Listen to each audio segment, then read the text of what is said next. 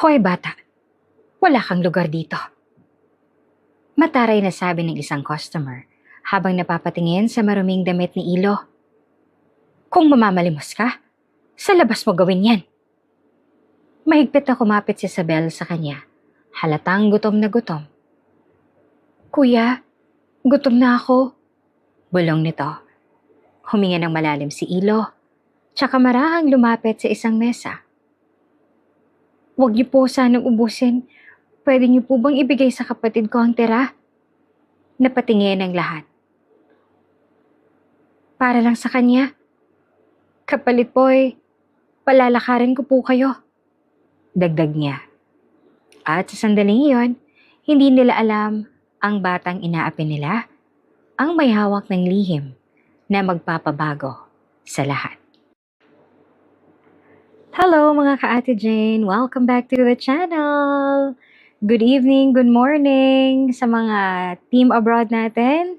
Hello po sa inyo sa mga taga-Pilipinas. Hello din po sa inyo. Paki-comment naman sa baba kung anong oras at nasaan kayo para alam ko kung hanggang saan umaabot tong mga kwento ni Ate Jane. Kamusta? Naging linggo ninyo? Happy weekend everyone! I hope na okay na okay kayo. Alam ko na pagod tayo buong linggo. At salamat sa pagbisita sa channel natin tonight. At sabay-sabay nating pawiin ang mga pagod natin. Kahit konting oras lang ngayong gabi.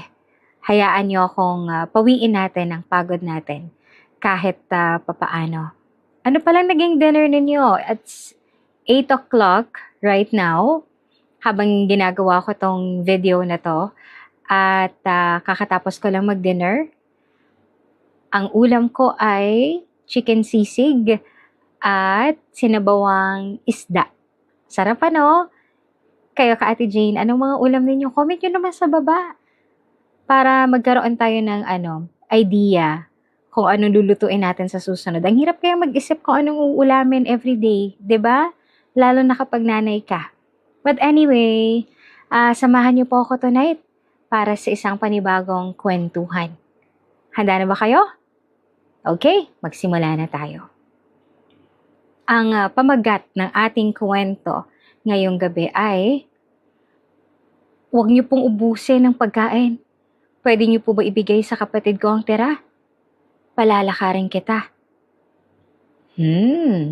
Mukhang mysterious ang ating magiging kwento ngayon. Sabay-sabay nating tuklasin kung anong meron sa ating kwento. Magsimula na tayo.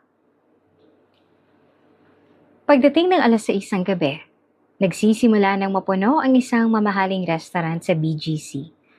Maliwanag ang mga ilaw sa loob. Maayos ang pagkakaayos ng mga lamesa. At halos lahat ng customer ay abala sa sarili nilang pagkain at usapan. May mga naka-formal na damit. May mga magkasintahan. May mga pamilyang may kaya at may ilang negosyanteng mukhang galing pa sa meeting. Sa tapat ng restaurant, huminto ang isang itim na van. Unang bumaba ang driver, tsaka lumapit sa kabilang pinto. Pagbukas niya, nakita si Doña Rivera na naka-wheelchair. Maayos ang buhok niya, mamahalin ang suot niyang damit, at halatang sanay siya sa marangyang buhay. Pero sa kabila noon kapansin-pansin ang pagod sa mukha niya. Hindi na siya bata, at ilang taon na rin siyang hindi nakakalakad. Lumapit ang caregiver niya para tulungan siyang bumaba ng maayos. Ma'am, sasamahan ko na po kayo sa loob, sabi ng caregiver. Umiling si Doña Rivera. Hindi na. Ihatid niyo na lang ako sa mesa. Gusto kong kumain ng ako lang. Nagkatinginan ang driver at caregiver. Hindi sila sanay na tumatanggi siya sa tulong, lalo na sa labas. Pero kapag may gusto si Doña Rivera, bihira siyang magpabago ng isip. Sigurado po ba kayo, ma'am? Tanong ulit ang caregiver. Oo, nandito lang naman kayo sa labas. Kapag kailangan ko kayo, tatawagin ko kayo. Wala nang nagawa ang dalawa kundi sundin siya. Pagpasok na sa restaurant, agad na napatingin ng ilang tao. Kilala si Doña Rivera sa mundo ng negosyo. May mga bumulong pa sa isa't isa, pero hindi siya pinansin ng matanda. Sanay na siya sa tingin ng mga tao. Minsan dahil sa pangalan niya, minsan dahil sa wheelchair. Inihatid siya ng waiter sa isang mesa sa tabi ng malaking bintana. Mula roon kita ang ilaw ng mga gusali sa labas at ang tuloy-tuloy na daloy ng tao sa kalye. Inayos ng caregiver ang pwesto niya sa mesa. Tsaka, inalapag ang bag niya sa gilid. Ma'am, dito lang po kami sa labas. Paalala ng driver. Tumango si Doña Rivera.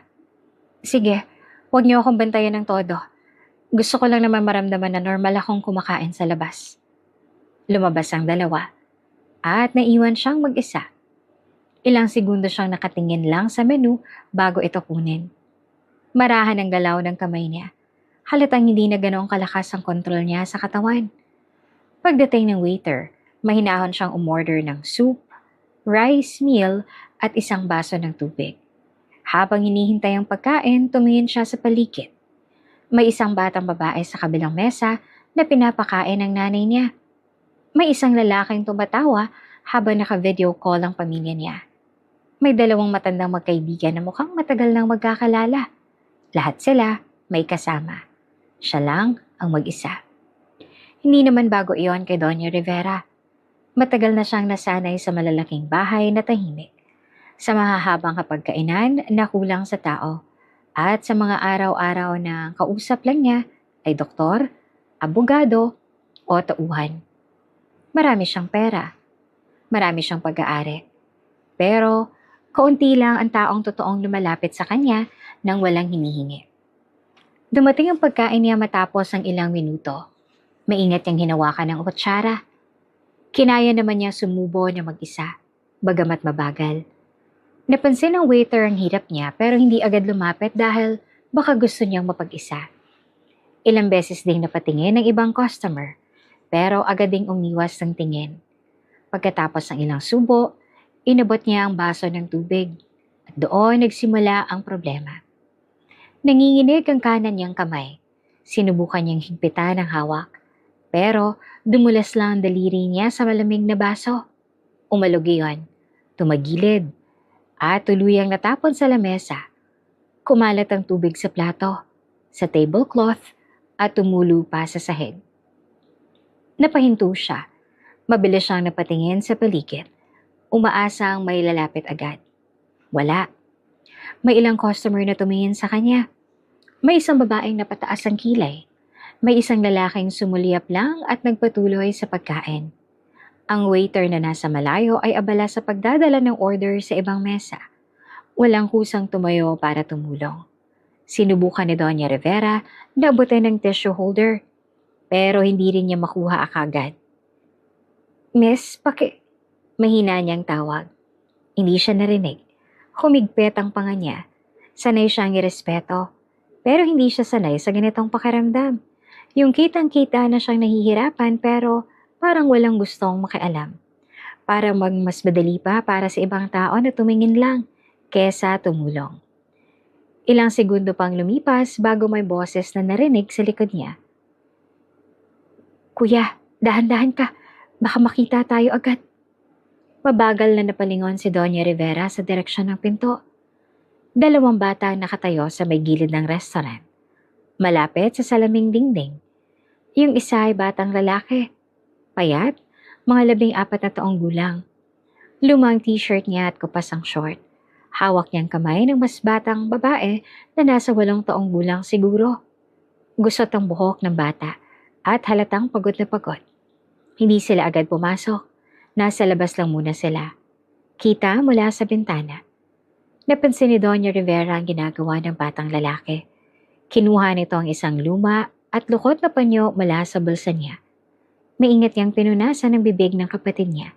Tapos, inayos ang buhok nito gamit ang kamay. At nang mapangwiwi ang batang babae at humawak sa tiyan, yumuko ang batang lalaki para kausapin siya sa parehong level. Tiisin mo muna ha, Sabel. Hahanap ako ha. Mahina nitong sabi. Mukhang naiiyak ang bata. Gutom na ako, kuya. Alam ko, konti na lang. Huwag ka munang umiyak. Hinaplos ng batang lalaki ang likod ng kapatid niya at inakay ito para hindi mabuwal. Kahit halatang gutom din siya, Ang tingin niya ay laging nasa batang kasama niya. Tinitiyak niyang okay ito bago ang lahat. Mula sa kinauupuan niya, nakatingin lang si Doña Rivera. Hindi niya namamalayan na nakalimutan niya muna ang natapong tubig sa mesa. May kung anong gumalaw sa loob niya habang pinapanood ang magkapatid. Hindi siya sanay makakita ng batang ganong kabata, pero ganon ang umasta. Parang magulang, parang tagapag-alaga, parang ang buong mundo niya ay nakasalalay sa batang hawak niya. Maya-maya, huminga ng malalim ang batang lalaki. Parang nag-iipon ng lakas ng loob. Siya kanya marahang inalalayan si Isabel papasok sa restaurant. Pagbukas sila ng pinto, napatingin ang guard sa kanila. Pati ang receptionist. Halatang hindi bagay ang itsura nila sa lugar. Pero bago pa sila mapigilan, diretso nang naglakad ang batang lalaki sa pagitan ng mga mesa habang hawak ang kamay ng kapatid niya. May ilang customer na pasimangot. At pinapasok niyan dito. Narinig na bulong ng isang babae. Baka mamamalimos. Sabi naman ng kasama niya. Pero hindi tumigil ang batang lalaki. Hindi rin siya yumuko o nagmukhang natatakot. Dire-diretso lang siya. Pero maingat pa rin sa bawat hakbang dahil inaalalayan siya si Isabel. Paglapit nila ng ilang mesa, may mga umiling agad. May mga umiwas ang tingin. May isa pang waiter na akmang lalapit para paalisin sila. Pero natigil nang makita niya sa mesa si Doña Rivera. Doon sila tumigil. Tumingala ang batang lalaki sa matanda. Bago siya nagsalita, yumuko muna siya kay Isabel. Kaya mo pa ba? Tanong niya. Tumango si Isabel, pero halatang nangihina na. Konti na lang, kuya. Hinimas ang batang lalaki ang balikat niya. Sige, ikaw ang magsabi ha. Umiling naman si Isabel at lalo lang kumapit sa damit niya. Kaya ang batang lalaki na rin ang humarap kay Doña Rivera. Hindi siya agad nagsalita. Parang pinipili muna ang sasabihin. Tumingin siya sa pagkain sa lamesa at saka sa mukha ng matanda. Huwag niyo po sanang ubusin, mahina niyang sabi. Pwede niyo po bang ibigay sa kapatid ko ang natira? Diretso ang tingin niya, pero mahinahon ang boses. Wala iyong kapal ng mukha. Wala ring paninimos sa parang para sa sarili. Ang buong pakiusap niya ay para lang sa batang hawak niya. Napatingin si Doña Rivera kay Isabel. Nakatingin ang bata sa pagkain, pero hindi ito humihingi. Nasa likod lang siya ng kuya niya at parang sanay ng si Ilo lang humaharap para sa kanilang dalawa. Ikaw, hindi ka gutom? Tanong ni Doña Rivera sa batang lalaki. Saglit itong natahimik. Tapos ay sumagot. Gutom po, pero mas gutom siya. Simple lamang ang sagot pero tumama iyon kay Doña Rivera. Sa tagal niyang nabubuhay, marami na siyang nakitang tao na magaling magsalita. Marami na rin siyang narinig na pangakong may kapalit. Pero iba ang batang nasa harap niya. Wala itong hinihingi para sa sarili. Wala ring arte sa katawan. Ang mahalaga lang dito ay mapakain ang kapatid niya. I agree. Sobrang selfless naman itong batang lalaking ito. Kahit pareho naman silang gutom, yung hinihingi niya lang is para dun sa kapatid niya or mas priority niya yung kapatid niya. Pagpatuloy natin at tingnan natin kung anong gagawin ni Doña Rivera.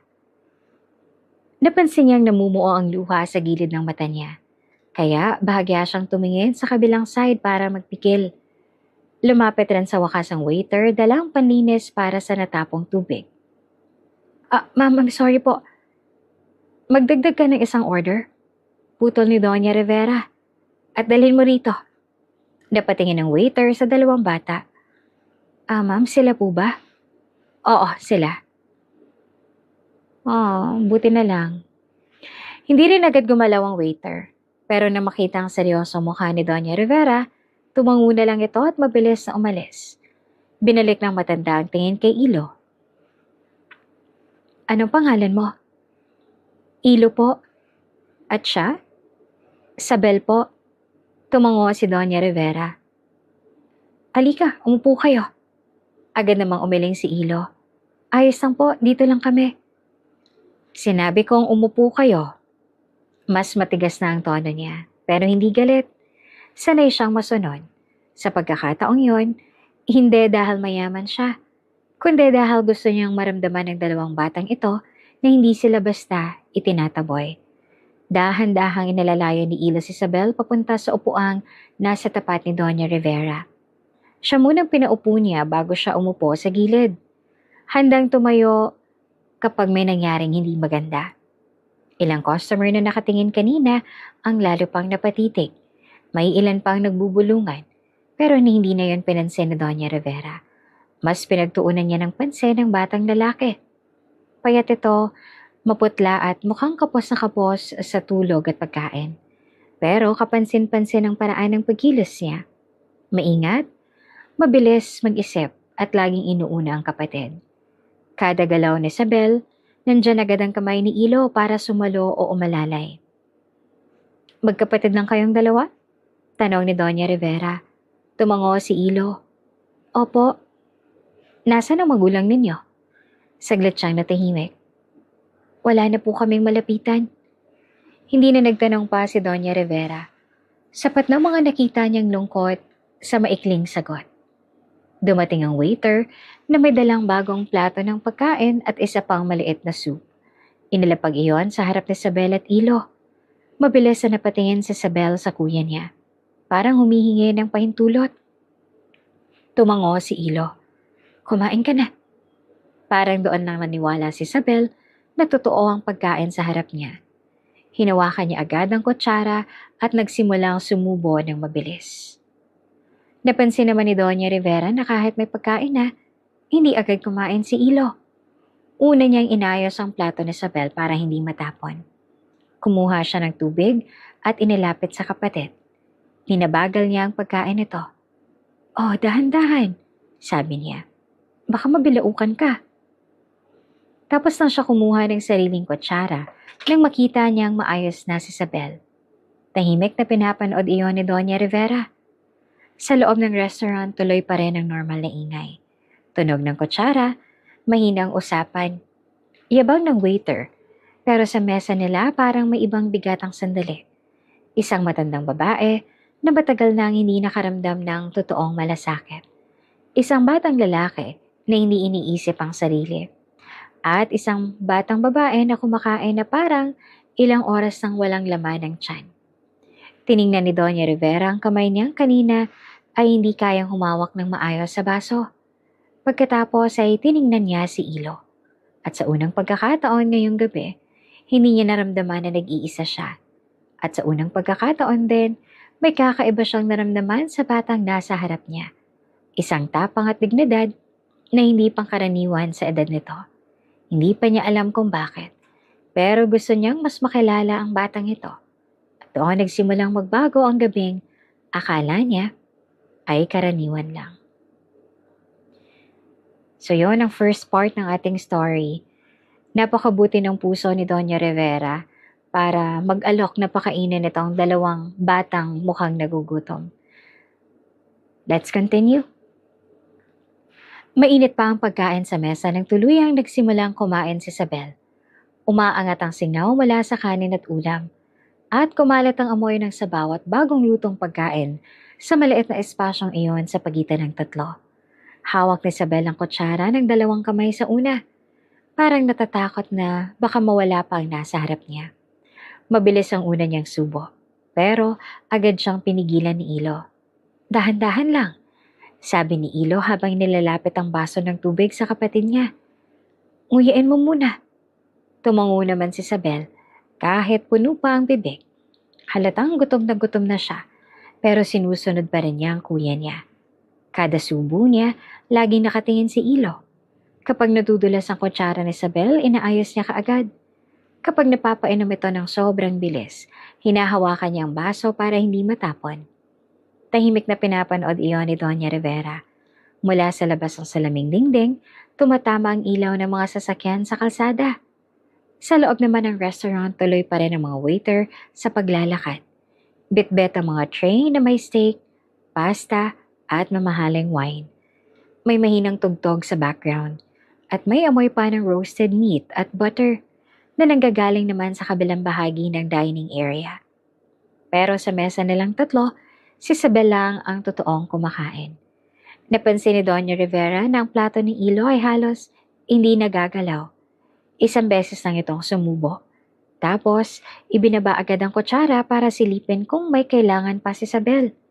Nang mapansin niyang paubos na ang sabaw ng kapatid niya, tinulak pa niya ng konti ang sarili niyang mangkok palapit dito.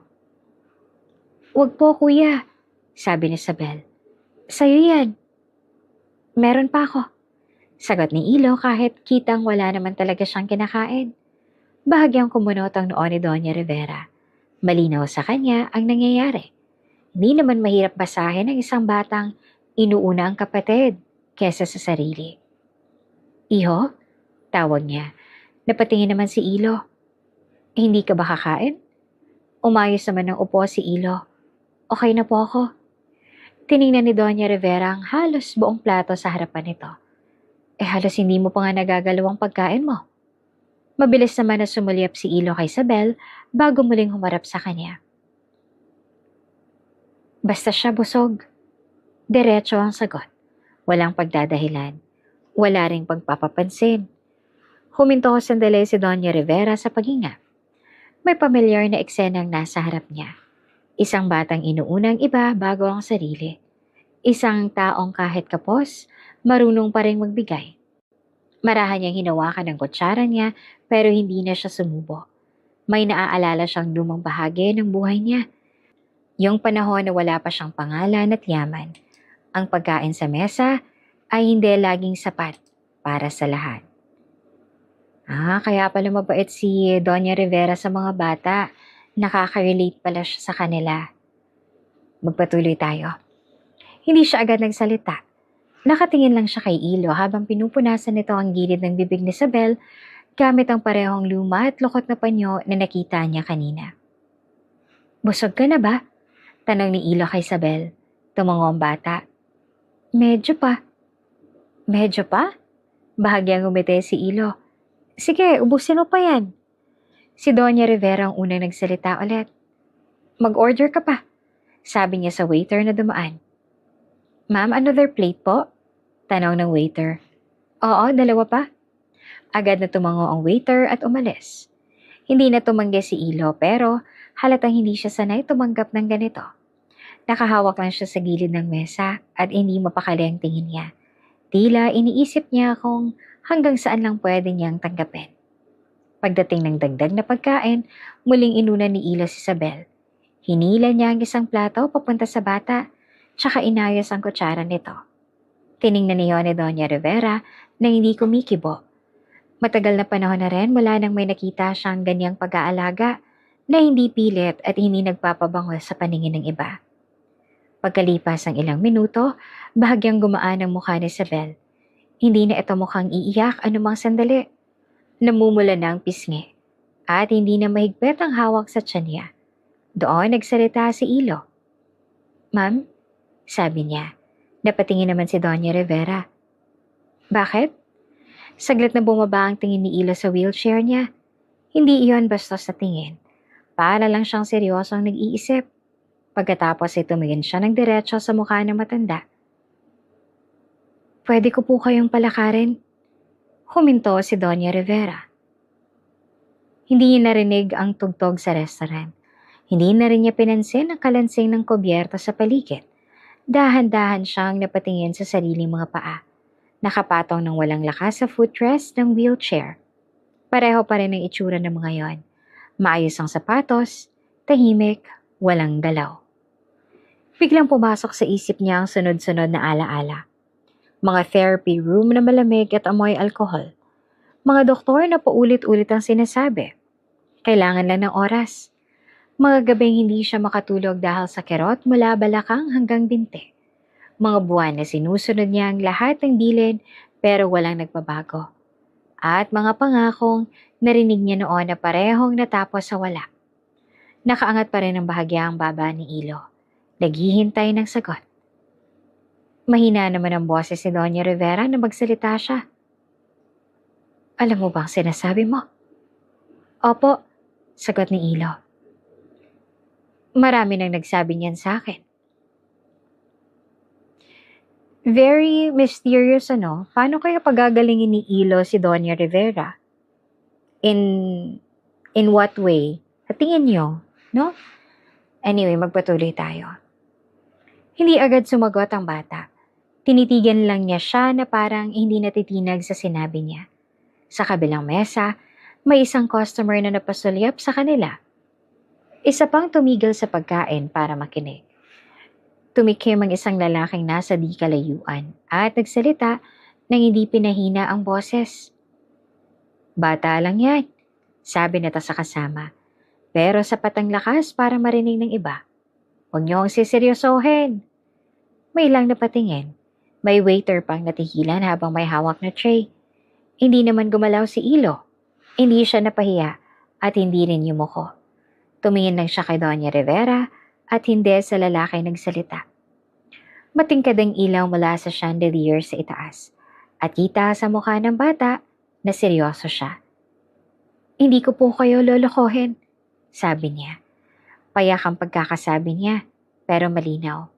Walang kaba, walang pag-urong. Nakatingin lang si Doña Rivera sa kanya. Hindi niya maipaliwanag kung bakit, pero hindi niya naramdaman na nagbibiro ang bata. Hindi rin niya naramdamang nagpapasikat ito o gumagawa ng paraan para makahingi pa ng pagkain. Sa edad nitong iyon, masyadong mabigat ang tingin nito. Parang sanay na itong magdala ng responsibilidad. Parang may alam itong hindi alam ng iba. Paano mo ako mapapalakad? Tanong niya. Saglit na tumingin si Ilo kay Isabel, tsaka muling humarap sa kanya. Basta po, magtiwala kayo. Hindi iyon kompletong sagot, pero sa halip na mainis, lalo pang naging mapagmatsyag si Doña Rivera. May kung anong kumpiyansa sa bata na hindi niya madalas makita sa matatanda. Tumingin siya sa kamay niya, tsaka sa basong tubig na kanina lang ay hindi niya maabot ng maayos. Mula nang maaksidente siya at tuluyang manghina ang ibabang bahagi ng katawan niya, unti-unti na ring lumiit ang mundo niya. Bahay, check-up, therapy, gamot, paulit-ulit. Kahit ang simpleng pagkain sa labas ay naging malaking bagay na para bang kailangan pa niyang paghandaan. At ngayon, may isang batang estranghero na nagsasabing kaya siyang mapalakad. Dapat ay matawa siya. Dapat ay itigil niya ang usapang to. Pero, hindi niya ginawa. Kung ako din sa kalagayan ni Doña Rivera, na kahit mga doktor nagsabi na it's gonna take time para makapaglakad siya, siguro gugustuhin ko na din kumapit sa hope na bakit hindi? Baka yung batang to may dalang himala at mapalakad nga siya. Tingnan natin kung ano mangyayari. Sa halip, pinagmasdan niya muna si Isabel na nakadikit sa tagiliran ng kuya niya. Busog na at mas kalmado na. Pinagmasdan niya rin si Ilo na kahit gutom na hindi inuuna ang sarili. Pagkatapos ay tumingin siya sa mga matang diretsa lang sa kanya at hindi umiiwas. Kapag sumubok tayo, walang kasiguraduhan. Opo, sagot ni Ilo. Pwede ako masaktan ulit. Opo, pwede ring mabigo na naman ako. Tumango si Ilo. Pero pwede rin pong hindi. Mabagal na huminga si Doña Rivera. Ramdam niya ang lamig ng aircon sa balat niya at ang bahagyang panginginig ng mga daliri niyang nakapatong sa mesa. Sa malayo ay nabasag na baso sa kusina at may waiter na agad na dumaan. Bumalik din sa normal ang usapan sa ibang mesa pero sa isip niya, malinaw pa rin ang boses ng bata. Hindi ko po kayo lolokohin. Inayos niyang pagkakaupo sa wheelchair at bahagyang umangat ang tingin niya. Mas buo na ang boses niya ngayon. Sige, sabi niya. Napatingin si Ilo. Tatanggapin ko ang alok mo. Sandaling natulala si Isabel, tsaka ngumiti ng maliit. Si Ilo naman ay hindi ngumiti agad. Para lang siyang huminga ng maluwag, na para bang matagal niya nang hinihintay na marinig iyon. Salamat po, sabi niya. Tiningnan siya ni Doña Rivera ng mabuti. Pero kapag may gagawin tayo, sasabihin mo sa akin ang totoo. Walang laro, walang kasinungalingan. Opo, at hindi ka basta mawawala. Mas naging seryoso ang mukha ni Ilo. Hindi po. At sa unang pagkakataon ng gabing iyon, may naramdaman si Doña Rivera na matagal nang hindi bumabalik sa kanya. Hindi pa iyon sigurado. Hindi pa iyon tagumpay. Wala pa rin pruweba. Pero may maliit ng simula. At ang nagsimula noon ay hindi doktor, hindi gamot, at hindi mamahaling therapy. Isang batang gutom ang unang nagbigay sa kanya ng lakas ng loob na sumubok ulit. Paglabas nila sa restaurant, mas malamig ang hangin sa labas kaysa sa loob. Kumurap ang mga ilaw ng mga gusali sa BGC. Sunod-sunod ang bosina ng mga sasakyan sa kalsada. Nakatayo na sa tabi ng van ang driver at caregiver ni Doña Rivera. Pareho silang nagulat nang makitang may kasama siyang 2 bata. Ma'am, tanong agad ang caregiver at naguguluhan ng tingin na kay Ilo at Sabel. Inayos ko na, maikling sabi ni Doña Rivera. Sasama sila sa bahay. Halos mapatingin ng driver sa caregiver. Kitang may gusto silang itanong pero parehong hindi nagsalita. Sanay sila sa biglaang desisyon ni Doña Rivera pero hindi sa ganitong klase. Ang mag-uwi ng 2 batang galing sa kalsada ay hindi pangkaraniwan kahit para sa kanya. Inalalayan ng caregiver si Doña Rivera papasok ng van. Sumunod si Isabel. Hawak pa rin ang kamay ni Ilo. Bago tuluyang sumakay, mabilis na sinilip ni Ilo ang paligid. Tiningnan niya ang guard sa tapat, ang parking area, at ang mga taong dumadaan sa sidewalk. Parang may tinitiyak siya bago sumakay. Sa loob naman ng van, amoy leather ang upuan at mahina ang buga ng aircon. Umupo si Isabel sa tabi ni Ilo at agad sumandal sa kanya. Mukhang antok na ang bata matapos na makakain. Habang umaandar ang sasakyan, nananatiling gising si Ilo. Hindi siya nagpahinga kahit pagod na ang mukha niya. Nakatingin lang siya sa bintana. Pinapanood ang mga ilaw sa daan. Si Doña Rivera naman ay tahimik lang sa kabilang side. Paminsan-minsan sinusulyapan niya ang bata. May tanong pa rin sa isip niya. Hindi pa rin niya alam kung bakit siya pumayag agad. Pero sa bawat tingin niya kay Ilo, lalo niyang naramdaman na hindi lamang ito simpleng batang matapang ang loob. Pagdating nila sa mansyon, bumukas ang malaking bakal na gate. Mahaba ang driveway, may magkabilang hanay ng halaman at ilaw sa gilid. At sa dulo ay ang malawak na bahay na kulay puti at abo. 3 palapag iyon. May malalaking bintana at mataas na haligi sa harap. Maayos ang lahat. Mamahalin, malinis, pero walang ingay. Hindi iyon bahay na may batang nagtatakbuhan. Hindi rin iyon bahay na may masayang usapan mula kusina hanggang sala. Habang papalapit ang van, parang mas lalo lang lumalaki ang katahimikan ng lugar. Pagkababa nila, napatingala si Isabel. Ang laki, bulong niya. Hindi sumagot si Ilo. Nakatingin siya sa mansyon na para pang sinusukat niya ito sa mata.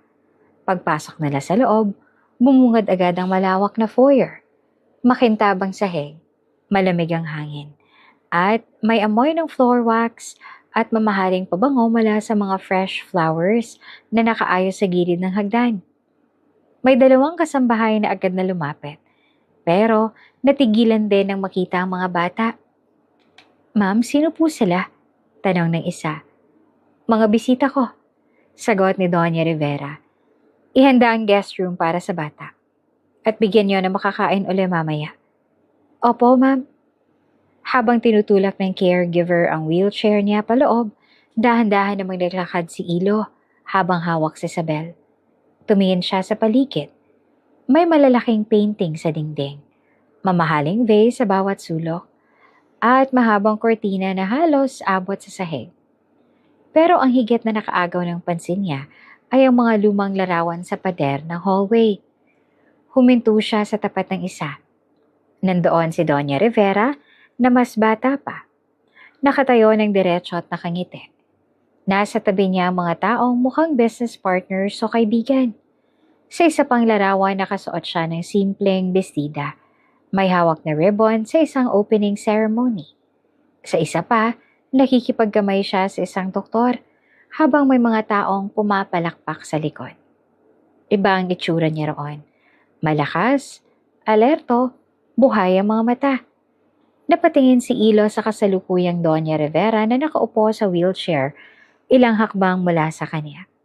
Pareho silang nasa iisang bahay, pero magkaibang ang nakikita niya sa litrato at sa nasa harap niya ngayon.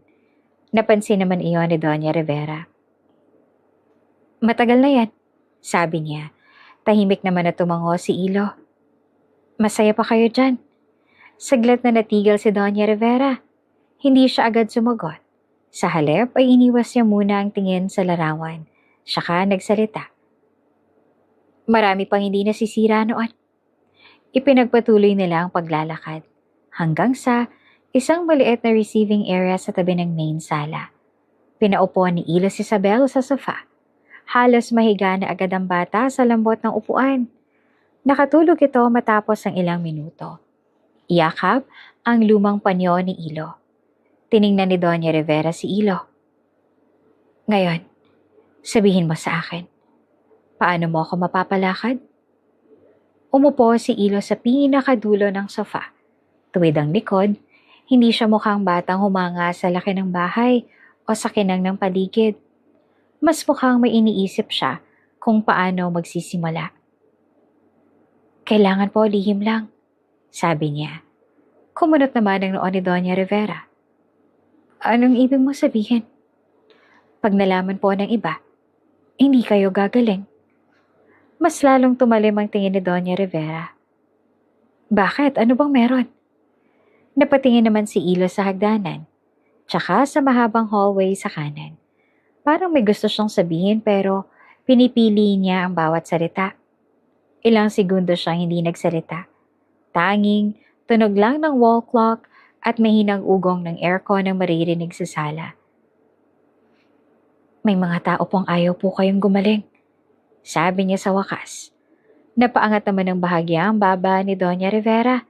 Hindi iyon sagot na inaasahan niya. Sino? Umiling si Ilo. Hindi ko pa po pwedeng sabihin. At bago pa siya makapagtanong ulit, may narinig silang mga yabag mula sa hallway. Isang lalaking lumitaw mula sa bukas sa pinto ng study. Nasa huling bahagi ng kwentang edad nito. Maayos ang buhok. At nakasuot ng mamahaling polo at slacks. May hawak siyang folder at reading glasses. Mabilis na napunta ang tingin niya kay Doña Rivera. Pero agad ding bumagsak sa batang nasa sofa. Huminto siya. Sino tong batang to? Malamig niyang tanong. At bakit nasa loob ng bahay? Ang tono niya ay hindi simpleng pagtataka. May diin iyon na parang may mali agad sa presensya ng Ilo. Bagya namang umayo si Doña Rivera sa wheelchair niya. Bisita ko siya. Nag-angat ang kilay ng lalaki. Bisita? Oo. Doon lang siya tuluyang ipinakilala ni Doña Rivera. Ilo? Siya si Dr. Victor Salcedo. Napatingin naman si Ilo kay Victor. Hindi siya ngumiti.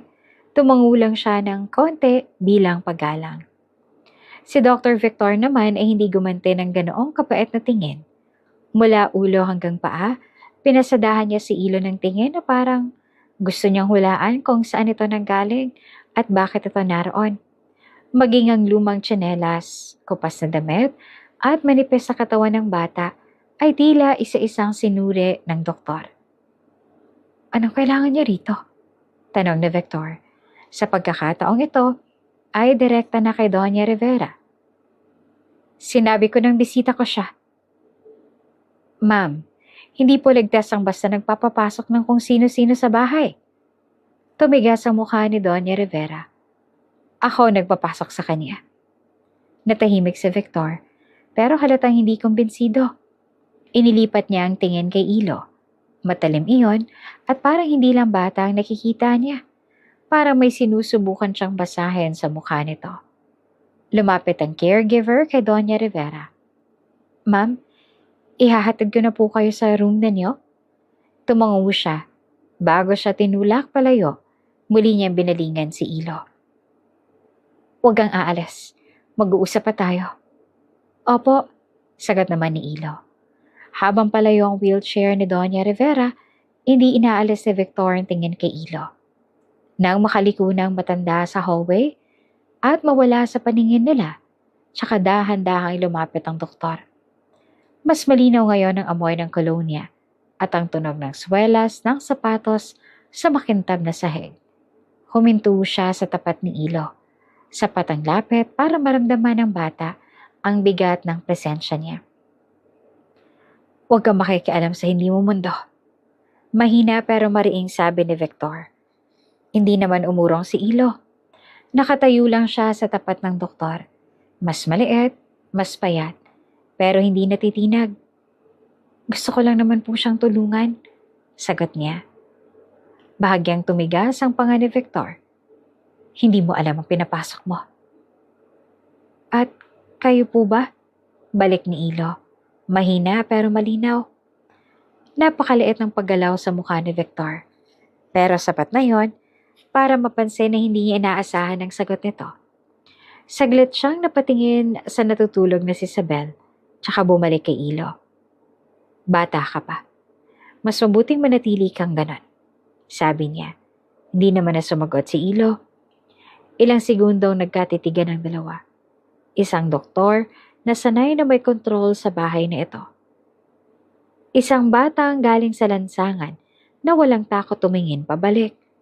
Sa malawak na sala ng mansyon, sa ilalim ng puting ilaw at sa gitna ng mamahaling katahimikan, halatang may nagsimula ng banggaan.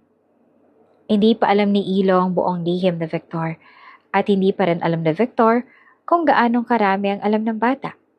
Pero pareho na silang nakaramdam na hindi ito matatapos sa simpleng pag-uusap lang. Mula sa itaas, umihip ang malamig na hangin mula sa central aircon. Sa sofa, mahimbing pa rin natutulog si Isabel. Wala ring kamalay-malay sa tensyong nabubuo sa harap niya. Sa dulo ng hallway, may kasambahay na sumilip sandali bago rin agad umalis. Marahil dahil ramdam niyang hindi ito ordinaryong usapan. Si Victor ang unang umatras. Inayos niya ang cuff ng manggas niya at muling sinukbit ang folder sa ilalim ng braso. Babantayan kita, sabi niya bago tumalikod. Hindi na sumagot si Ilo. Tiningnan lang niya ang papalayong doktor, tsaka dahan-dahang naupo muli sa tabi ni Isabel. Pagkaraan ng ilang sandali, itinaas niya ang tingin sa ikalawang palapag kung saan dinala si Doña Rivera. Malaki ang bahay, maraming ilaw, maraming tao. Pero malinaw na sa kanya na hindi lahat ng nasa loob noon ay kakampi nila. At gusto niyang matulungan si Doña Rivera at kailangan niyang maging mas maingat simula ng gabing iyon. Kinabukasan ng gabi matapos dumating si Ilo sa mansyon, maagang nagising si Doña Rivera. Nakahiga siya sa malambot niyang kama. Nakatingin sa kisame habang unti-unting pumapasok ang liwanag ng umaga sa kortina. Ramdam pa rin niya ang bigat sa ibabang bahagi ng katawan niya. Walang nagbago doon. Pero may kakaiba siyang iniisip. Yung sabi ng bata. Pagkatapos ng almusal, dinala siya ng caregiver sa maliit na garden sa likod ng bahay. Tahimik doon. May mga halaman sa gilid at isang maliit na pathway na bato ang sahig. Amoy lupa at bagong dilig ang hangin. Nandoon na si Ilo, naghihintay. Simulan na po natin, sabi niya. Napatingin si Doña Rivera. Ngayon agad? Opo. Lumapit si Ilo sa harap niya. Hindi siya naglabas ng kahit anong kagamitan. Walang machine, walang gamot, walang kahit na ano. Lumuhod lang siya sa harap ng wheelchair at hinawakan ang paa ni Doña Rivera ng maingat. Ganito lang? Tanong ni Doña Rivera na halatang nagtataka. Opo, sagot nito. Hindi po yan sa lakas. Nasa tamang paggalaw. Marahan niyang inangat ang paa nito at bahagyang iniikot. Simple lamang ang galaw. Hindi masakit, hindi rin mabigat. Parang normal lang na paggalaw na ginagawa sa araw-araw. Pero hindi inalis ni Ilo ang focus niya. Nakatingin siya sa bawat kilos. Parang may sinusundan siyang eksaktong paraan. Ilang minuto silang ganoon, walang salita. Tanging tunog lang sa hangin, sa halaman at mahinang huni ng ibon ang maririnig. Pagsapit ng gabi, doon nila ipinagpatuloy ang therapy. Walang ilaw sa garden kundi isang maliit na lampara na inilapag ni Ilo sa tabi nila. Mahina ang ilaw nito. Sapat lang para makita ang galaw ng paa at kamay. Mas malamig ang hangin at mas tahimik ang paligid dahil tulog na ang karamihan sa loob ng bahay. Nasa gilid naman si Isabel, nakaupo sa mahabang bangko. Hawak niya ang panyo ni Ilo habang nanonood. Paminsan-minsan, ngumiti siya kapag may nagagawa si Doña Rivera. "Kuya, gumagalaw na," bulong niya minsan. "Dahan-dahan pa," sagot ni Ilo na hindi inaalis ang tingin sa ginagawa. Habang tumatagal, napapansin ni Doña Rivera na hindi siya agad napapagod. Hindi siya tulad ng dati niyang therapy na parang pinipilit ang katawan niya. Dito, parang may inaakay lang siya. Lumipas ang ilang oras, isang umaga. Habang mag-isa siya sa kwarto, may sinubukan siyang gawin. Nakahawak siya sa armrest ng wheelchair. Nakatingin sa paa niya. Dahan-dahan niyang inisip na igalaw ito. Saglit na walang nangyari. Pero maya-maya, may konting galaw. Napahinto siya. Muling sinubukan. At sa pagkakataong ito, mas malinaw gumalaw ang paa niya kahit konti. Napahigpit ang hawak niya sa armrest. "Ito ba? Totoo na?" Mahina niyang sabi. Hindi niya agad tinawag ang caregiver. Gusto niyang ulitin muna. Gusto niyang siguruhin. Sa kabilang bahagi ng bahay, nasa opisina si Dr. Victor. Nakaharap siya sa mesa at may hawak na medical record si Doña Rivera. Isa-isa niyang tiningnan ang mga resulta. Kumunot ang noon niya habang binabalikan ang mga detalye. "Hindi tugma," bulong niya. May improvement sa kondisyon, pero wala naman siyang binagong gamot. Wala ring bagong procedure. Napahinto siya. Imposible to. Napatingin siya sa pinto. Parang may biglang pumasok sa isip niya. At doon, nagsimulang mabuo ang duda niya. Hindi normal ang nangyayari. At may taong gumagawa nito nang hindi niya alam.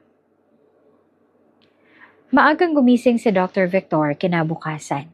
Nasa opisina siya sa loob ng mansyon. Nakaupo sa harap ng malaking monitor. Madilim ang paligid at tanging ilaw lang mula sa screen ang tumatama sa mukha niya. Pinindot niya ang isang button. Lumabas sa monitor ang kuha mula sa garden. Gabi ang footage. Kita si Ilo na nakaluhod sa harap ni Doña Rivera. Hawak ang paa nito habang marahan itong ginagalaw. Sa gilid, nakaupo naman si Isabel. Nakatingin lang habang yakap ang panyo. Walang machine, walang injection, walang kahit na anong kagamitan. Paulit-ulit na pinapanood ni Victor ang video. Minsan pinapabagal niya, minsan pinapabilis.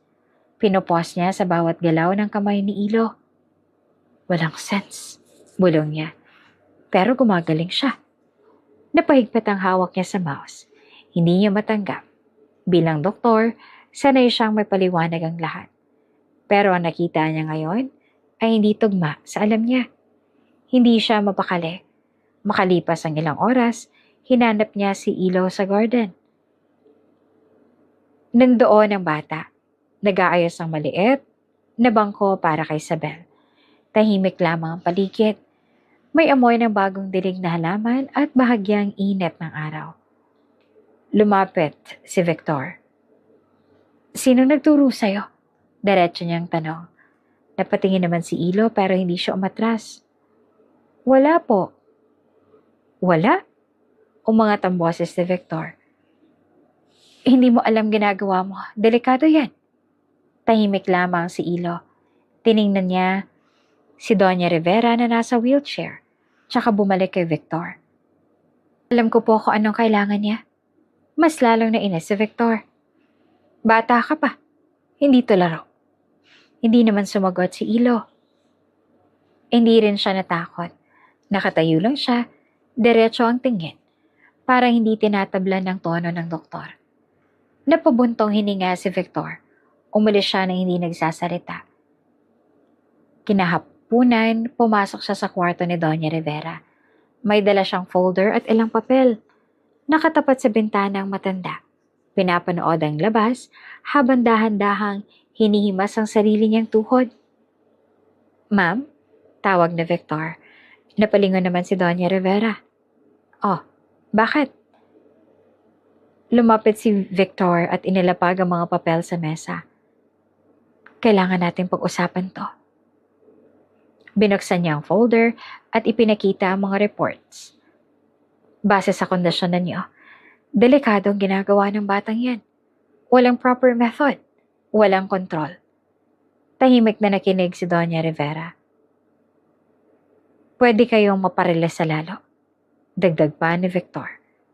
Saglit na napahawak si Doña Rivera sa armrest ng wheelchair. Naaalala niya ang mga taon ng paghihirap. Ang sakit, ang mga pagkakataong halos sumuko na siya. Pero kasabay noon naaalala niya rin ang pakiramdam noong gumalaw ang paa niya. Hindi iyon gawa ng gamot. Hindi iyon nangyari sa ilalim ni Victor. "Tumigil na kayo," sabi ni Victor. Hindi pa huli ang lahat. Dahan-dahang tumingin si Doña Rivera sa kanya. Hindi pa nga huli. Nagkatinginan sila. "Pero hindi ako titigil," dagdag niya pa. Bahagyang tumigas ang mukha ni Victor. Wala na siyang sinabi pa. Kinuha niya ang folder at tahimik na umalis ng kwarto. Pagdating ng gabi, bumalik si Ilo sa garden kasama si Doña Rivera. Nakailaw na naman ang maliit na lampara. Tahimik ang paligid pero may kakaibang pakiramdam. Habang ginagawa nila ang therapy, napansin ni Ilo ang isang anino sa may likod ng puno sa malayo. Hindi ito gumagalaw. Pero halatang may tao roon. Hindi siya nag-react agad. Tinapos muna niya ang galaw. Saka dahan-dahang lumapit kay Doña Rivera. "May nagbabantay po sa atin," mahina niyang sabi. Napatingin naman si Doña Rivera sa direksyon na tinitingnan niya. Wala siyang masyadong makita. Pero ramdam niyang may tama ang bata. Hindi na siya nagtanong. Sa halip ay mas sinigpitan niya ang kapit sa armrest. Habang sa kabilang bahagi naman ng mansyon, muling bumalik si Victor sa monitor. Pinapanood niya ulit ang garden.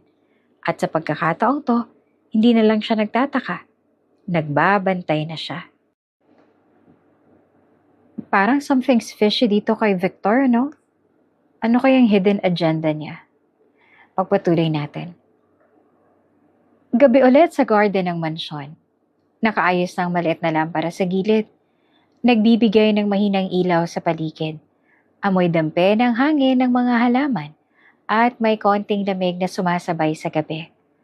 Nakahawak si Ilo sa braso ni Doña Rivera. "Subukan po natin ulit," sabi niya. Mahigpit naman ang kapit ni Doña Rivera sa armrest ng wheelchair. Ilang araw na silang ganito, paulit-ulit na galaw, dahan-dahan, walang pilitan. Pero ngayong gabi, iba ang pakiramdam niya. Mas magaan ang binti niya. Mas may kontrol kahit konti. "Handa na po kayo?" tanong ni Ilo. Huminga siya ng malalim. "Sige." Dahan-dahang inilalayan siya ni Ilo para tumayo. Una, nanginginig ang tuhod niya. Sumandal siya sa balikat ng bata. Sanay na siyang bumigay agad ang katawan niya sa ganitong galaw. Pero sa pagkakataong yon, hindi siya agad bumagsak.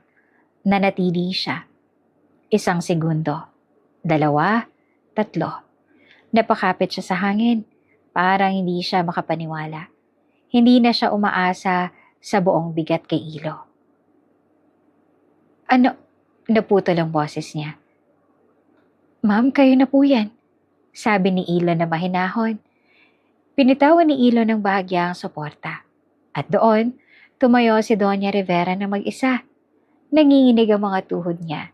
Pero hindi siya bumagsak agad. Nakatayo siya sa sariling paa kahit ilang segundo lang. Napahawak siya sa dibdib niya. Ilang taon ko tong hinintay. Unti-unting napaluha siya habang nakatayo pa rin. Hindi niya alam kung tatawa ba siya o iiyak.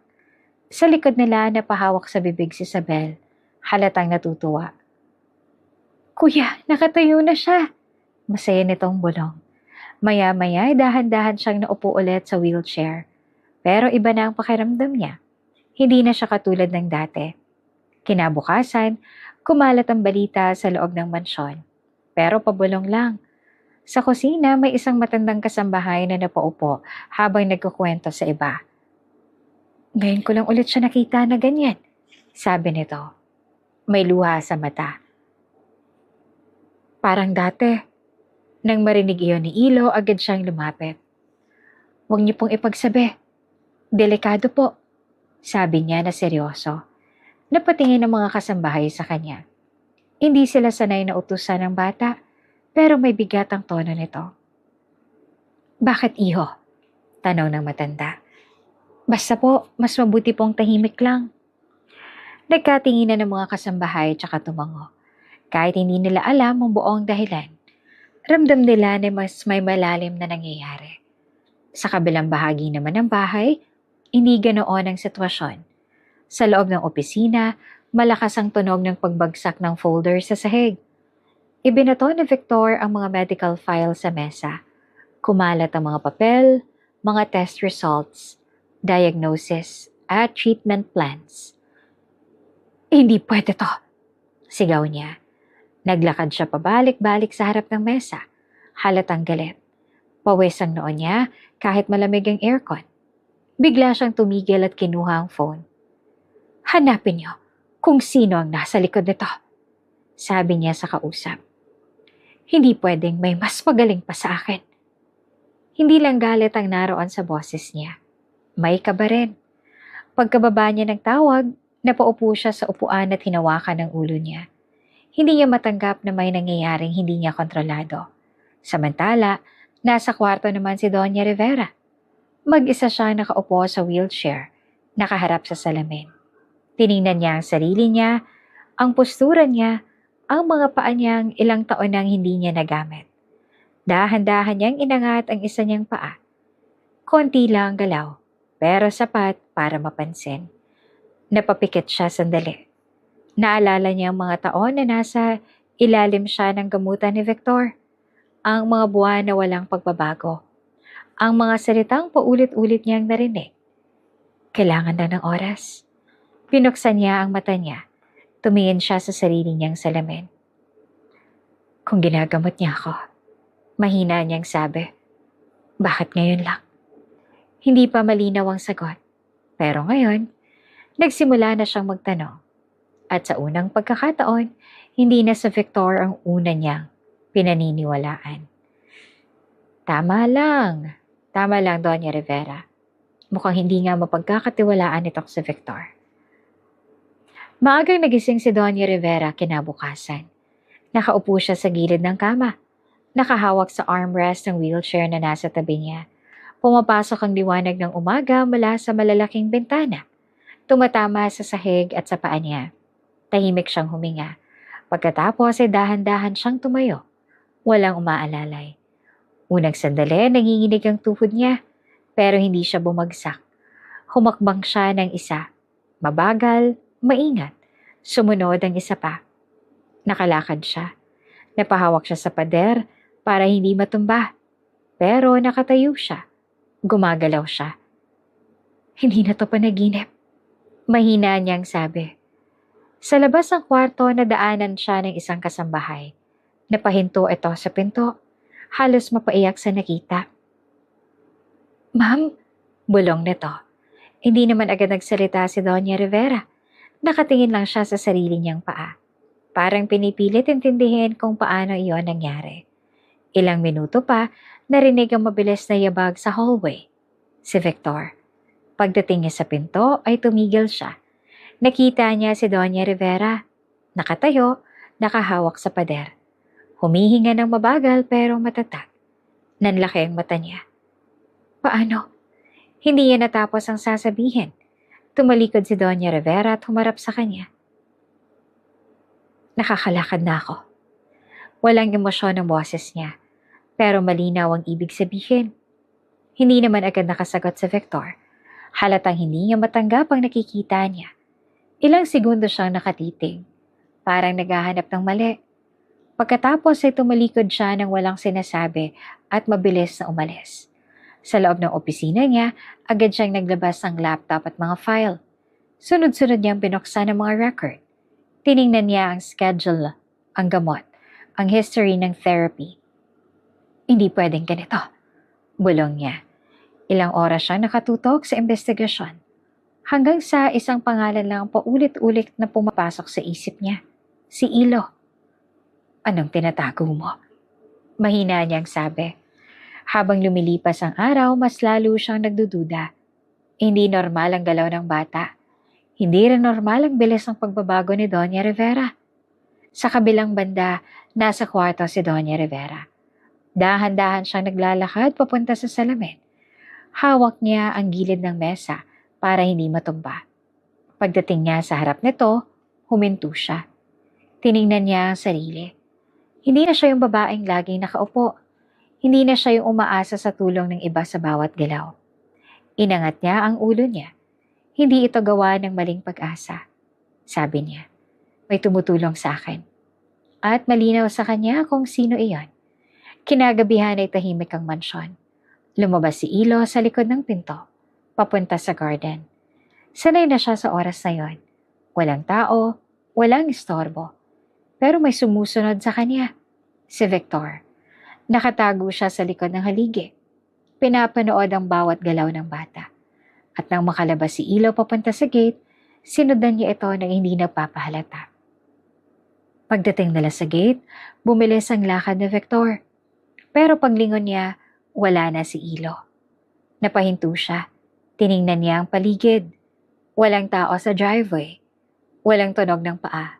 Walang bakas. Hindi pwedeng, bulong niya. Parang naglaho ang bata sa hangin. Mas lalo siyang nainis. Kinabukasan, hinarap niya si Doña Rivera sa sala. Hindi normal yung nangyayari sa'yo, sabi niya na halatang galit. Nakatayo si Doña Rivera sa harap niya. Hindi na siya naka-wheelchair. Mas hindi normal na hindi malang ako gumaling sa ilalim mo. Sagot niya at natahimik naman si Victor. Diretso ang tingin ni Doña Rivera sa kanya. Wala nang takot, wala nang pag-aalinlangan. At sa unang pagkakataon, hindi na siyang may kontrol. At ramdam iyon ni Victor. Gabi ulit sa mansyon pero mas tahimik kesa karaniwan. Nasa labas si Ilo, papalapit sa gate gaya ng nakasanayan niya. Hawak niya ang maliit na supot ng pagkain na ibinigay ng kasambahay para kay Isabel kinabukasan. Hindi niya napansin ang van na nakapark sa madilim na bahagi ng kalsada. Habang binubuksan niya ang maliit na gate, may biglang kamay na humila sa kanya mula sa likod. Hoy! Hindi niya na natapos. Tinakpan ang bibig niya ng tela. Dalawang lalaking mabilis na humawak sa kanya. Pinigilan ang galaw ng braso niya. Ilang segundo lang na ipasok na siya sa loob ng van. Mabilis itong umalis. Sa loob ay madilim. Amoy gasolina at pawis ang hangin. Pinilit ni Ilo na kumawala, pero mahigpit ang hawak sa kanya. Tumahimik ka kung ayaw mong masaktan, sabi ng isa. Hindi na siya gumalaw, pero hindi rin siya nagpapanik. Ilang minuto ang lumipas, huminto ang sasakyan. Dinala siya sa isang lumang gusali. Madilim sa loob. May ilaw lang na dilaw na bumbilya sa kisame. May amoy na kahalo ang alikabok at kalawang. Itinulak siya sa isang upuan. Sino nagtuturo sa'yo? Tanong agad ng isang lalaki. Tahimik si Ilo. Sino ang nasa likod mo? Dagdag ng isa pa. Ngunit wala pa rin sagot. Sinuntok ang mesa sa harap niya. Sumagot ka! Napatagilid si Ilo sa lakas ng sigaw. Pero hindi siya nagsalita. May konting dugo sa labi niya at may gasgas na sa braso. Bata lang to, sabi ng isa na medyo naguguluhan. Ba't parang hindi natatakot? Tumingin si Ilo sa kanila. Pagod ang mukha niya, pero kalmado ang mata. Wala po kayong makukuha sa akin, sabi niya. Napatingin ang mga lalaki sa isa't isa. Hindi nila inaasahan ang ganoong sagot mula sa batang ganito kabata. Samantala, sa mansyon, napansin naman ni Doña Rivera na wala si Ilo. Maagang umaga na nang hanapin niya ito sa garden. Wala roon. Sinilip niya ang guest room, wala rin. Nasaan si Ilo? Tanong niya sa kasambahay. Hindi po namin alam, ma'am. Akala namin kasama ninyo. Unti-unting bumilis ang tibok ng puso niya. Naglakad siya papunta sa gate. Hindi na naka-wheelchair. Sinilip niya ang labas, walang bakas. Hindi siya basta nawawala. Mahina niyang sabi. May kumuha sa kanya. Napahawak siya sa dibdib niya. Sa loob ng bahay, narinig ang iyak na Sabel. Nakaupo ito sa sahig ng guest room. Hawak ang lumang panyo ni Ilo. Namumula ang mata niya at nanginginig ang balikat sa kakaiyak. Babalik po si kuya, sabi niya sa kasambahay na katabi niya. Hindi niya ako iiwan. Pero halata sa boses niya na takot siya. Niyakap siya ng kasambahay. Babalik siya. Pero kahit siya hindi sigurado. Sa kabilang lugar naman, nakaupo pa rin si Ilo sa madilim na kwarto. Nakagapos ang kamay niya. May sugat na sa labi. Pero hindi siya umiiyak. Hindi rin siya nagsasalita. Sa labas ng kwarto may nagbukas ang pinto. At sa likod ng anino, may isang taong pumasok. Hindi pa nakikita ni Ilo ang muka. Pero ramdam niya. Malapit nang mabasag ang lihim na matagal niyang tinatago. Madilim pa sa labas ang biglang bumukas ang pinto ng lumang gusali. Sunod-sunod ang yabag ng paa at may mga boses na naguutos. Hanapin niyo ang bata. Nagkagulo ang mga tao sa loob. May nagtulakan, may nagmamadaling lumabas. Sa gitna ng kaguluhan, nabuksan ang pinto ng kwarto kung saan nakakulong si Ilo. Dalawang lalaking mabilis na pumasok. Siya yan, sabi ng isa at mabilis nilang pinutol ang tali sa kamay ni Ilo. Kasama ka namin, sabi ng isa pa. Hindi na nagtanong si Ilo. Tumayo siya kahit nanginginig ang tuhod. May sugat ang labi niya at may pasa ang braso. Pero sumunod siya agad. Paglabas sila, may sigawan sa labas sa tunog ng nagmamadaling sasakyan. Kita niya sa gilid ang ilang tauhan na umatras habang papalayo ang van na ginamit sa pagdukot sa kanya. Ilang minuto lang, nasa labas na siya ng sasakyan papunta sa mansyon. Pagdating doon, agad na bumukas ang pinto. Nakatayo si Doña Rivera sa may entrance. Pagkakita niya kay Ilo, duguan, marumi at halos hindi na makatayo, napahinto siya. Mabilis siyang lumapit. Anong ginawa nila sa'yo? Nanginginig ang boses niya. Hinawakan niya ang mukha ng bata, maingat at parang natatakot na masaktan pa ito lalo. Ma'am, mahina lang na sagot nito. Agad siyang ipinahiga sa sofa habang tinatawag ang mga kasambahay. Dalhin niyo ang first aid kit. Bilisan ninyo. Amoy gamot at alkohol ang kumalat sa sala habang nililinis ang sugat ni Ilo. Tahimik lang ang bata habang ginagamot. Kahit masakit ang bawat dampi ng bulak sa sugat niya. Nakatayo sa tabi si Doña Rivera. Hindi umaalis. Sino ba talagang nagturo sa'yo? Tanong niya na mahina pero seryoso. Tahimik si Ilo. Ilang segundo siyang nakatingin sa sahig, tsaka dahan-dahang tumingin sa kanya. Tatay ko po. Napakunot naman ang noon ni Doña Rivera. Sino? Huminga ng malalim si Ilo. Dr. Nick Remedios po. Biglang natahimik ang paligid. Napahawak si Doña Rivera sa gilid ng mesa.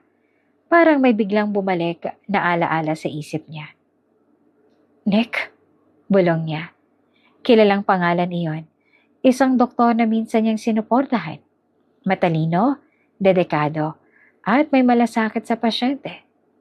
Scholar ko siya. Mahina niyang sabi. Tumango naman si Ilo. Dahan-dahan niyang kinuwento. Hindi na po siya nakalapit sa inyo.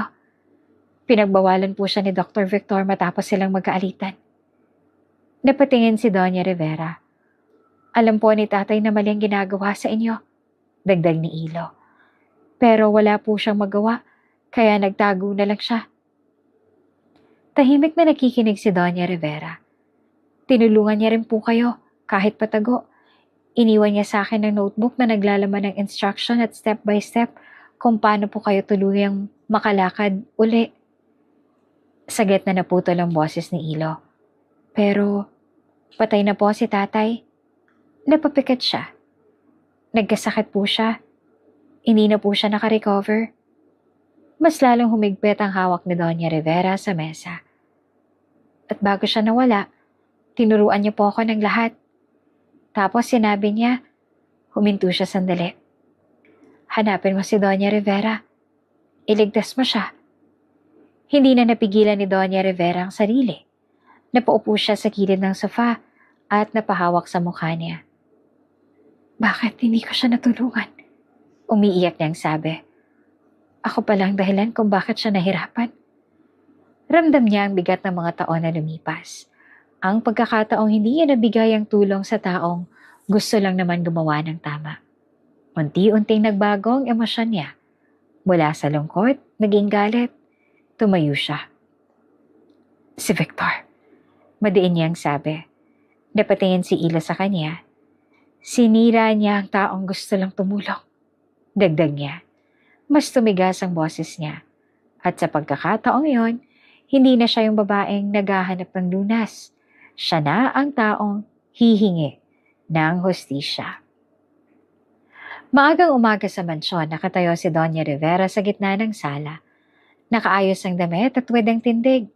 Hindi na siya naka-wheelchair. Sa harap niya ay nakatayo si Dr. Victor. Hawak ang ilang papel.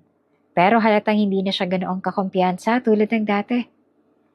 Hindi mo lang ako niloko, sabi ni Doña Rivera. Diretso ang tingin. Pinatay mo rin ang pag-asa ng ibang tao. Tahimik si Victor. Ilang sandali pa, pumasok ang dalawang abogado at isang tauhan na may dalang folder. Inilapag iyon sa mesa. Lahat ng records nandito na, sabi ng isa. Isa-isang binuksan ng mga dokumento, mga maling diagnosis, mga binagong report, at mga detalye ng mga pasyenteng hindi gumagaling sa ilalim ni Victor. May mga dokumento rin na nagpapakita kung paano niya pinigilan si Dr. Nick noon. Habang tumatagal, lalong bumibigat ang hangin sa loob ng sala. Wala ka nang maitatago, sabi ni Doña Rivera. Napayuko si Victor. Hindi na siya nakasagot.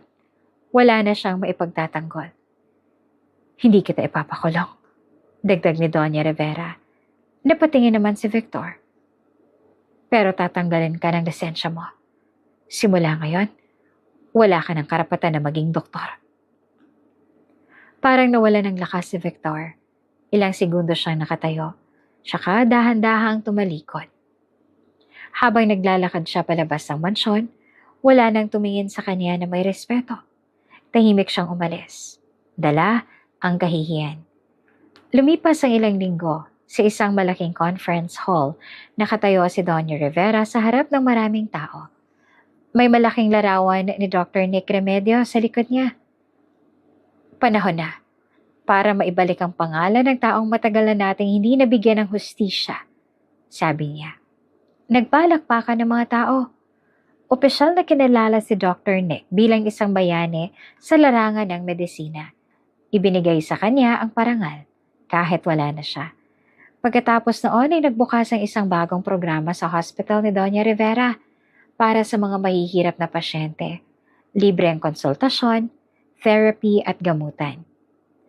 Para ito sa mga taong katulad niya, sabi ni Doña Rivera habang pinapanood ang mga unang pasyente na pumapasok. Sa isang tahimik na hapon, nasa garden si Doña Rivera. Naglalakad siya ng mag-isa. Hindi na umaasa sa wheelchair. Maayos ang bawat takbang niya at mas matatag kesa dati. Sa gilid naman nakaupo si Ilo. Tahimik lang siya. Nakatingin sa damuhan. Hawak niya ang lumang panyo niya. Mas payat siya ngayon. Mas halata ang pagod sa mukha niya. Lumapit naman si Doña Rivera. Umupo siya sa tabi ng bata. Tinupad mo ang hindi niya natapos, sabi niya. Hindi naman agad sumagot si Ilo. Ngumiti lang siya ng bahagya. Salamat po, sabi niya naman. Napansin ni Doña Rivera ang kamay niya. Mas malamig, mas mahina ang kapit. Ilo, mahina niyang tawag. Okay lang po ako, sagot niya, kahit halatang hindi. Sa sandaling yon, malinaw ang kaibahan. Si Doña Rivera lumalakas, bumabalik sa dati.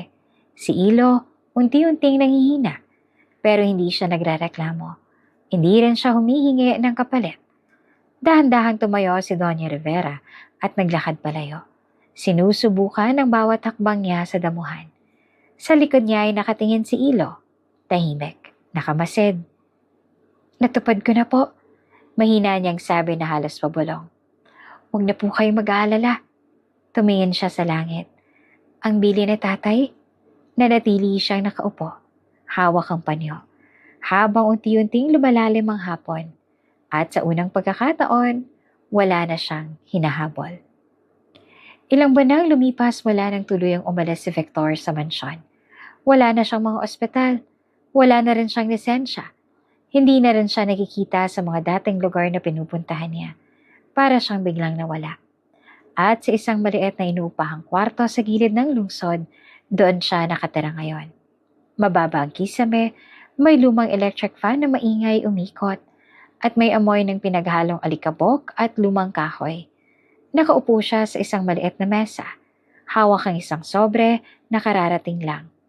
Ilang segundo niya itong tinitigan bago niya binuksan. Sa loob ay may mga dokumento, legal papers, testamento. Dahan-dahan niyang binasa ang laman. Unti-unting nanlaki ang mata niya. Nakasulat doon, siya ang nakatakdang maging tagapagmana ni Doña Rivera. Hindi dahil sa dugo, hindi dahil sa sapilitan, kundi dahil sa tiwala. Nakasadoon na sa loob ng maraming taon, si Victor ang tinuturing ni Doña Rivera na pinakamalapit sa kanya pagdating sa kalusugan at pangangalaga. Siya ang piniling magpatuloy ng mga proyekto at ari-arian kung sakaling mawala siya. Napahinto si Victor sa pagbabasa. Napatitig siya sa papel. Hindi. Mahina niyang sabi. Muling binalikan ng isip niya ang lahat. Ang pagkakataong pinagkatiwalaan siya. Yung mga desisyong siya ang pinipili. Ang mga oras na trenato siya, hindi bilang doktor kundi parang pamilya. Unti-unting bumigat ang dibdib niya. Kung hindi niya pinilit kontrolin ang lahat, kung hindi niya sinira si Dr. Nick, kung hindi niya hinayaang mangibabaw ang takot at inggit, siya sana ang tagapagmana. Hindi niya kailangang gawin ang lahat ng ginawa niya. Hindi niya kailangang sirain ng iba. Napaupo siya ng tuluyan. Nabitawan niya ang papel sa mesa. Bakit? Mahina niyang sabi. Nanginginig ang boses. Walang sumagot. Tanging tunog lang ng electric fan at ingay ng sasakyan sa labas ang maririnig. Tinakpan niya ang mukha niya gamit ang kamay. At sa unang pagkakataon, hindi galit ang nararamdaman niya, kundi hiya at pagsisisi. Mula noon mas lalo siyang nagtago. Hindi na siya nagpakita sa kahit kanino. Hindi na rin niya sinubukang ayusin ang pangalan niya. Tahimik na lang siyang nabuhay. Dalang katotohanan na kahit wala siyang ginawang masama, ibinigay na sana sa kanyang lahat. Pero siya mismo ang sumira noon. At iyon ang bagay na hindi niya kailanman mababawi. At doon na nga po nagtatapos ang ating kwento. So kay Victor, pera na sana naging bato pa. Pero kung titingnan mo, he was just too cruel para gawin yung bagay na yon sa isang matanda. Kung para sa akin parang naging sobrang selfish siya sa ginawa niya at yung selfishness na yon naging cause siya para ma-harm yung ibang tao and nakuha niya yung reward niya at the end. Although kung titingnan mo din si Doña Rivera, mabait na nga siya sa lagay na yun eh. Hindi niya pinakulong, pinatanggalan niya lang ng lisensya. Hopefully magbago si Victor at ma-realize niya yung mga ginawa niyang yon at pagdating ng panahon ay makagawa siya ng tama at makabawi sa ibang tao. Ikaw, Ate Jane, ano naman ang napulot mong aral sa ating kwento ngayong gabi?